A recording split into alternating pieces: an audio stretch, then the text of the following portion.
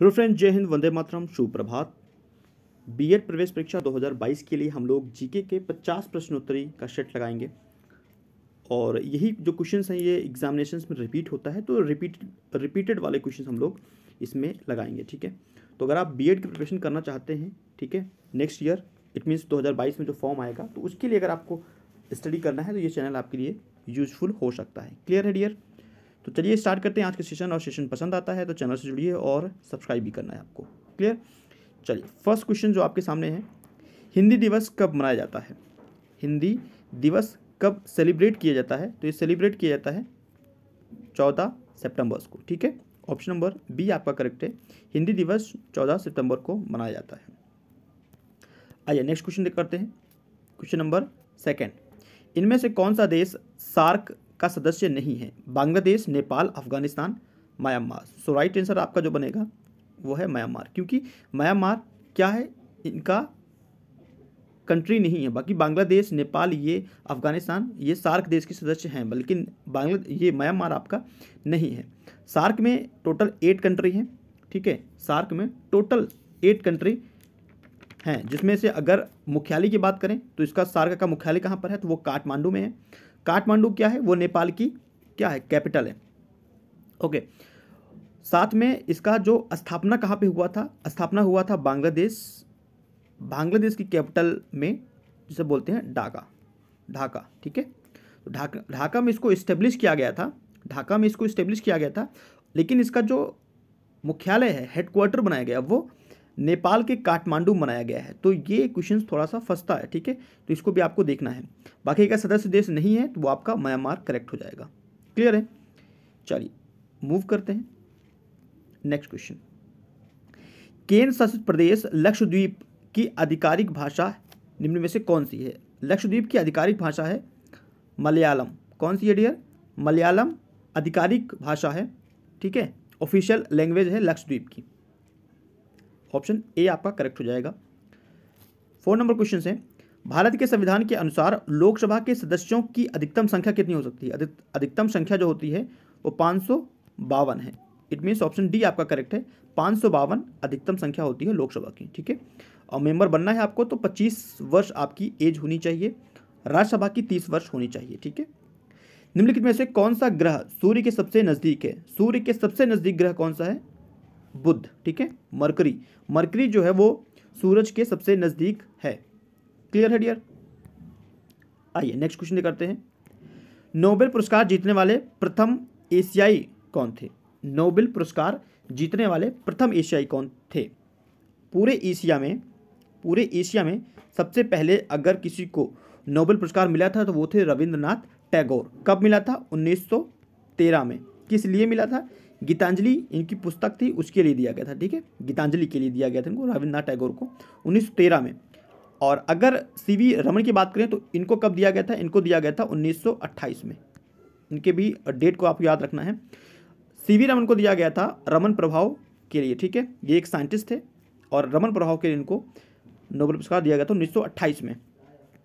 निम्न में से किस स्थान पर अजंता एलोरा की गुफाएं हैं? एवरग्रीन क्वेश्चन है, रिपीट होगा, हर एक एग्जाम में रिपीट होता है और इजी क्वेश्चंस भी है। कहाँ पर है ये डियर? औरंगाबाद। ठीक है, औरंगाबाद में क्या है? अजंता एलोरा की गुफाएं स्थित है। Option number C. Next question है, ओणम किस भारतीय राज्य केंद्र शासित प्रदेश का सांस्कृतिक उत्सव है? ओणम क्या है? एक फेस्टिवल भी है और डांस भी है। कहाँ का है? केरल का। ठीक है, याद रखना है, केरल का। ऑप्शन नंबर ए आपका करेक्ट है, केरल। कहाँ फेस्टिवल मनाया जाता है ओणम? केरल में। आइए नेक्स्ट क्वेश्चन देखते हैं। भारत में शासन करने वाले दिए गए शासकों का क्रम अनुसार सही आपको बैठाना है। शेरशाह सूरी, अकबर, अलाउद्दीन खिलजी, इल्तुतमिश। तो सबसे पहले जो काल आया था वो आया था इल्तुतमिश का। ठीक है, ये थे गुलाम वंश से संबंधित थे। कुतुबुद्दीन ऐबक, उसके बाद उनकी जब देहांत हो गया था तो इल्तुतमिश आया था। ठीक है, इल्तुतमिश सबसे पहले इल्तुतमिश, उसके बाद खिलजी वंश से अलाउद्दीन खिलजी, देन आपका शेरशाह सूरी और उसके बाद आपके अकबर। ठीक है, तो ये क्रम होना चाहिए शासकों का। क्लियर है डियर? तो ये क्रम अब यहाँ पर आप मैच कर सकते हैं बिल्कुल। ठीक है, पहले नंबर पर 4th आएगा, फिर 3rd आएगा, फिर आपका 1st आएगा, फिर आपका सेकंड आएगा। इट मीन्स ऑप्शन बी आपका करेक्ट है। ओके, नेक्स्ट क्वेश्चन, निम्न में से कौन से संत शिवाजी के समकालीन थे? शिवाजी के समकालीन संत कौन थे? तुकाराम। कौन से हैं dear? Tukaram. Okay, next question, Bengal के प्रथम गवर्नर जनरल कौन है? बंगाल के प्रथम गवर्नर जनरल कौन है? Lord Warren Hastings. Option number B आपका करेक्ट है, लॉर्ड वरेन हैस्टिंग्स। ठीक है, नेक्स्ट, चरक संहिता संबंधित है। चरक संहिता किससे संबंधित है? ये आपका चिकित्सक से संबंधित है, मेडिसिन से संबंधित है। ठीक है, बहुत ही अच्छे क्वेश्चंस हैं, ये एग्जाम में रिपीट होते हैं। निम्न में से कौन सा जोड़ा सही नहीं है? कौन सा जोड़ा सही नहीं है? कलिंग युद्ध BC 261 में हुआ था, ये वाला करेक्ट है। AD 78 में संघ संवत की शुरुआत हुआ था, ये भी करेक्ट है आपका। 622 AD में मुस्लिम लीग की शुरुआत हुआ था, ये भी करेक्ट है। हम लोग जो हिस्ट्री पढ़ते हैं तो सबसे पहले यही पढ़ते हैं, 622 से ही स्टार्ट करते हैं हम लोग। उसके बाद औरंगजेब की मृत्यु, तो हम लोग AD 1709, ये गलत है। ठीक है, तो ऑप्शन नंबर डी आपका गलत है। चलिए मूव करें। इनमें से भारत के ग्रैंड ओल्ड मैन के नाम से किसे जाना जाता है? ये स्टैटिक जीके है, इंपॉर्टेंट है, सबको याद हो गया होगा, दादा भाई नौरोजी। ठीक है, दादा भाई नौरोजी को हम लोग ग्रैंड ओल्ड मैन के नाम से जानते हैं। 7 नंबर क्वेश्चन, सन 1915-16 में किसके नेतृत्व में 2 होम रूल लीग की शुरुआत हुआ था? एनी बेसेंट और लोकमान्य तिलक, ठीक है, ने इसका नेतृत्व किया था। होम रूल लीग की नेतृत्व जो किया था वो एनी बेसेंट और लोकमान्य तिलक ने किया था, इसलिए ऑप्शन ए आपका करेक्ट बैठेगा। नेक्स्ट क्वेश्चन है 8 नंबर, निम्न का मिलान करना है आपको। ब्रह्म समाज, रामकृष्ण मिशन, आर्य समाज और सत्यशोधक समाज। सबसे पहले मिलान के लीजिए। देखो, आर्य समाज को स्थापित किया था दयानंद सरस्वती ने। ठीक है, ब्रह्म समाज की स्थापना किया था राजा राम मोहन रॉय ने। ठीक है, रामकृष्ण मिशन इसको इस्टेब्लिश किया था स्वामी विवेकानंद ने। सत्यशोधक समाज इसको इस्टेब्लिश किया था ज्योतिराव फुले। ठीक है, जो ऑप्शन ये वाला है ये गलत है। ठीक है, क्योंकि ऑप्शन यहाँ पे A B C D 4 है, 1 2 3 4 5, यहाँ 5 ऑप्शन दे दिया था, इसलिए चौथा वाला ऑप्शन गलत ही है। ठीक है, ये आपको याद रखना है, ये जितने भी मैंने आपको बताए ना, सबके नाम इंपॉर्टेंट है, एग्जाम में रिपीट होता है, और प्लस इनके डेट भी आपको याद रखना है। जैसे कि अगर आर्य समाज की बात करें तो आर्य समाज 1875 में मनाया जाता है, मतलब इस्टेब्लिश हुआ था 1875। सत्यशोधक समाज की बात करें तो 1873। ठीक है, 1873। रामकृष्ण मिशन की बात करें तो 1897। इसको आप लोग नोट कर लीजिए कहीं पर और इसको रिवाइज कीजिए तो आपको यह याद हो जाएगा। ब्रह्म समाज की बात करें 1928। ठीक है, 1828 क्लियर है। 1828 ब्रह्म समाज 1828 क्लियर है। ये डाटा इंपॉर्टेंट है, एग्जाम में पूछता है। 9 नंबर क्वेश्चन, करो या मरो का नारा किसने दिया था? करो या मरो का नारा किसने दिया था? महात्मा गांधी जी ने। क्लियर है। नेक्स्ट क्वेश्चन है 10वां नंबर क्वेश्चन, जब सुभाष चंद्र बोस ने भारतीय राष्ट्रीय कांग्रेस के अध्यक्ष से इस्तीफा दिया था तो इस पद का प्रस्ताव किसे दिया गया था? इस पद का प्रस्ताव किसे दिया गया था? डॉक्टर राजेंद्र प्रसाद, जो कि प्रथम राष्ट्रपति भी बने थे। ठीक है, इंडिया के। नेक्स्ट, सलाल पन बिजली परियोजना किस नदी पर स्थित है? किस रिवर पर स्थित है ये परियोजना? चिनाब। जो परियोजना संबंधित होता है ना, ये काफ़ी पूछता है, इसलिए सभी परियोजना और किस नदी पर है ये भी इंपॉर्टेंट रखता है, तो इन सब चीज़ों को कवर करना है आपको। 12 नंबर क्वेश्चन है, बसंत विषु होता है, वसंत विषु होता है 21 मार्च। ठीक है, डेट याद रखिए, इंपॉर्टेंट है, 21 मार्च। एक परियोजना और आ गया, खेतड़ी परियोजना। राजस्थान में खेतड़ी परियोजना किसके उत्पादन के लिए प्रसिद्ध है? किसके उत्पादन के लिए प्रसिद्ध है? यह है तांबा। ठीक है, कॉपर के लिए। आइए नेक्स्ट करते हैं। कजरंगा राष्ट्रीय उद्यान स्थित है, कहाँ पे स्थित है? असम में। ठीक है, एक सींग वाले गेंडे के लिए फेमस है। कजरंगा राष्ट्रीय उद्यान किस लिए फेमस है? तो यहाँ पे एक सींग मतलब राइनोसोरस, जो एक सींग का राइनोसोरस है उसके लिए फेमस है कजरंगा राष्ट्रीय उद्यान, जो कि असम में है। 15 नंबर क्वेश्चन, निम्न में से कौन सी हिमालयी नदी तंत्र की नदियां हैं? ब्रह्मपुत्रा और गंगा। ठीक है, इट मीन्स ऑप्शन सेकंड और थर्ड आपका दोनों ही ये क्या है, हिमालय तंत्र की नदियां हैं। Clear dear? आइए 16 नंबर क्वेश्चन, बैंक दर का अर्थ क्या है? बैंक रेट, क्या मीनिंग है बैंक रेट का? देश के केंद्रीय बैंक द्वारा ली जाने वाली आधिकारिक ब्याज दर होता है बैंक दर। ऑप्शन 4। आइए 17 नंबर क्वेश्चन करते हैं, यदि आरबीआई द्वारा नकद कोषानुपात को घटा दे तो साख सर्जन पर क्या असर पड़ेगा? सो इट विल इंक्रीज, क्या करेगा भाई? इंक्रीज हो जाएगा, मतलब बढ़ जाएगा। क्लियर है? Option number C. इनमें से किस प्रकार की अर्थव्यवस्था में संसाधनों पर निजी अधिकार होते हैं और आर्थिक गतिविधियों का मुख्य उद्देश्य लाभ अर्जित करना होता है? इसका राइट आंसर आपका बनेगा पूंजीवादी। ठीक है, अर्थव्यवस्था में संसाधनों पर निजी अधिकार होते हैं और आर्थिक गतिविधियों का मुख्य उद्देश्य क्या होता है? लाभ अर्जित करना होता है। सो राइट आंसर पूंजीवादी। 100 रुपए का नोट किसके द्वारा हस्तांतरित होते हैं? 100 रुपए का नोट पे तो आरबीआई जो गवर्नर होते हैं उनका होता है, आरबीआई के गवर्नर। और अगर 1 रुपए के नोट की बात करें, 1 रुपए पे, क्योंकि ये क्वेश्चन भी बनेगा, 1 रुपए पे जो सिग्नेचर होता है वो वित्त सचिव का होता है। किसका होता है? वित्त सचिव। 1 रुपए के नोट पे जो सिग्नेचर होता है वित्त सचिव का होता है। बाकी जो भी नोट्स पे सिग्नेचर होते हैं वो आरबीआई के गवर्नर के द्वारा ही संचालित किए जाते हैं। ठीक है, आइए 20 नंबर क्वेश्चन, इसका फुल फॉर्म FEMA का फुल फॉर्म क्या है? Foreign Exchange Management Act. ठीक है, option number B, Foreign Exchange Management Act. Full form 1-2 question में आता है एग्जामिनेशन में। भारत के संविधान में जन स्वास्थ्य एवं स्वच्छता किस में शामिल है? किस सूची में शामिल है? यह राज्य सूची का विषय है। ठीक है, राज्य सूची में शामिल है जन स्वास्थ्य एवं स्वच्छता। याद रखेंगे, इंपॉर्टेंट है एग्जाम के पॉइंट ऑफ व्यू से। आइए नेक्स्ट क्वेश्चन करते हैं, भारत में पंचायती राज व्यवस्था किसके अंतर्गत रखी गई थी? भारत में पंचायती राज व्यवस्था राज्य के नीति निर्देशक तत्वों के अंतर्गत रखा गया था। 73वां संविधान संशोधन के तहत इसको जोड़ा गया था। ठीक है, पंचायती राज व्यवस्था को। हम करते हैं 23वें नंबर क्वेश्चन, शिक्षा का अधिकार एक मौलिक अधिकार है, किससे संबंधित है? शिक्षा का अधिकार एक मौलिक अधिकार है, यह संबंधित है अनुच्छेद 21A से संबंधित है। ठीक है, थोड़ा स्पीड में कराएंगे हम।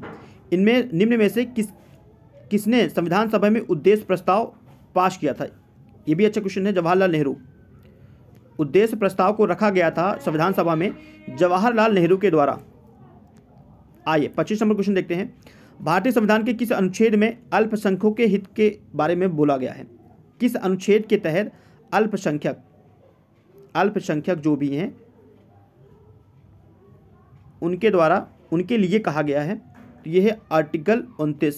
इस क्वेश्चन को याद रखिए, किसी भी एग्जाम में रिपीट होने की इसकी सबसे ज़्यादा प्रोबेबिलिटी होती है। अनुच्छेद 29। ठोस चालक में धारावाहक होते हैं। ठोस चालक में मुक्त इलेक्ट्रॉन, ठीक है, फ्री इलेक्ट्रॉन्स होते हैं। Current carries in solid conductors are free electrons. Option सी।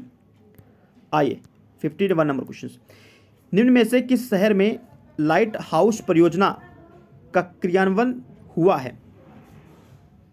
देखो 6 शहरों में हुआ है और उन 6 शहरों में पटना में नहीं हुआ है। ठीक है, तो ऑप्शन डी आपका करेक्ट होगा। अब करंट में कुछ क्वेश्चंस हैं।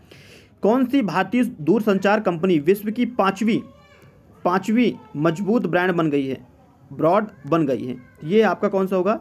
रिलायंस का जियो। ठीक है, ऑप्शन ए। 53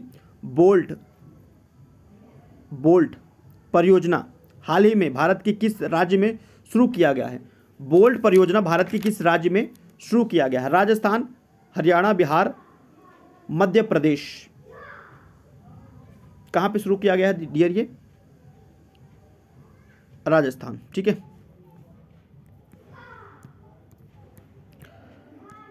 नेक्स्ट, संयुक्त राष्ट्र की कोवैक्स योजना के अंतर्गत कोविड-19 की मुफ्त वैक्सीन पाने वाला पहला देश आपका कौन सा है? घना है। ऑप्शन ए आपका करेक्ट है, घना। आइए कुछ क्वेश्चन और फटाफट कर लेते हैं। अंतरिक्ष में जाने वाली पहली भारतीय मूल की दूसरी अमेरिकी कौन सी अंतरिक्ष यात्री हैं? सेकंड पूछा गया है इसमें, लेकिन ये क्वेश्चन थोड़ा गलत है, मैं आपको बताऊंगा। देखो इसका जो राइट आंसर है वो है श्रीशा बंदाल। ये लेटेस्ट न्यूज़ है आपका, बिल्कुल सेकंड लिखा गया लेकिन ये थर्ड है, ठीक है, क्योंकि फर्स्ट आपकी है, आपको पता होगा कल्पना चावला है, सेकंड जो है वो सुनीता विलियम्स है, थर्ड आपका श्रीशा बांदला है, ठीक है, ये थर्ड है। लेकिन एग्ज़ाम में थोड़ा सा सेकंड दे दिया गया है, ये गलत है, क्योंकि मैंने इस क्वेश्चन को काफ़ी समझा था, कन्फ्यूजन मुझे भी हो रहा था इस क्वेश्चन में, ठीक है। उस भारतीय पहलवान का नाम क्या है जिस पर हाल ही में डोपिंग के लिए 2 साल का प्रतिबंध लगाया गया है? तो वो है सुमित मलिक। कौन है डियर? सुमित मलिक पे 2 साल का प्रतिबंध लगाया गया है डोपिंग की वजह से। आइए 57 नंबर क्वेश्चन है, भारत का वह कौन सा प्रथम राज्य है जहां एंड टू एंड मतलब एंड टू एंड कैबिनेट प्रणाली लागू किया गया है? इसका राइट आंसर बनेगा हिमाचल प्रदेश, ठीक है, हिमाचल प्रदेश। 58 नंबर क्वेश्चन, किस भारतीय मंत्रालय द्वारा हाल ही में 2019-20 के लिए UDISE शुरू किया गया है? तो ये शुरुआत किया गया है शिक्षा मंत्रालय, ministry of education.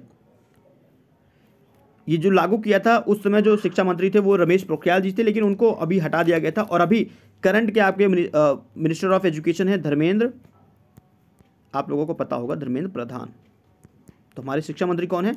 Dharmendra Pradhan. लेकिन जब इसको लागू किया था वो रमेश पोखरियाल ने लागू किया था, एट दैट टाइम वही एजुकेशन मिनिस्टर थे, ठीक है।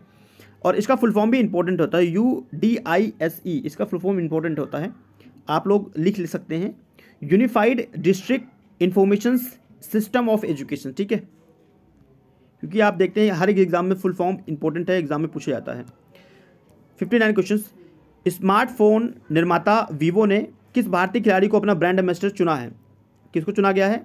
विराट कोहली को। ऑप्शन ए आपका करेक्ट है, वीवो के ब्रांड एम्बेसडर बन गए हैं Virat Kohli. Official intelligence AI आधारित जो पोर्टल है सुपेश भारत में किस न्यायालय के द्वारा शुरू किया गया? भारत में किस न्यायालय के द्वारा शुरू किया गया था? सर्वोच्च न्यायालय, ठीक है, सुप्रीम कोर्ट के द्वारा इसकी शुरुआत किया गया है। कितने भारतीय राज्य नेपाल से सीमा साझा करते हैं? 5, ठीक है, कितने? 5। निम्न में से कोस्टा रिका की राजधानी कौन सी है? सबसे आसान क्वेश्चन यही है अगर थोड़े आप एक्टिव हैं, क्योंकि दिल्ली इंडिया की राजधानी है, बीजिंग आपकी चाइना की है, चीन की है, ढाका आपका बांग्लादेश का है, तो बच्चा क्या? जानसोस। तो ऑब्वियसली सी बात है बी ऑप्शन आपका करेक्ट हो जाएगा। सबसे इजी क्वेश्चन यही था, ठीक है। तो ये वीडियो फिनिश करते हैं यहाँ पर, ठीक है। अभी कल एक वीडियो बनाया था इसी में से क्वेश्चन था, लेकिन वो थोड़े से एरर कुछ वजह से उसको डिलीट कर दिया था मैंने, और आज फिर मैंने बाकी क्वेश्चंस को इन्वॉल्व करके पूरी वीडियो आपको प्रोवाइड करवा दिया, ठीक है। तो ये वीडियो अगर आपको पसंद आया हो तो लाइक कर सकते हैं, शेयर कर सकते हैं अपने मित्रों के साथ। चैनल को अगर आप सब्सक्राइब करते हैं तो बेल आइकन को प्रेस करना मत भूलिए, जिससे आपको लेटेस्ट अपडेट मिलेगा, ठीक है। और अगर BEd की प्रिपरेशन करते हैं तो डेफिनेटली आपके लिए यूजफुल होगा ये channel. Thank you for watching this video. Next video फिर से, तब तक के लिए धन्यवाद फ्रेंड्स।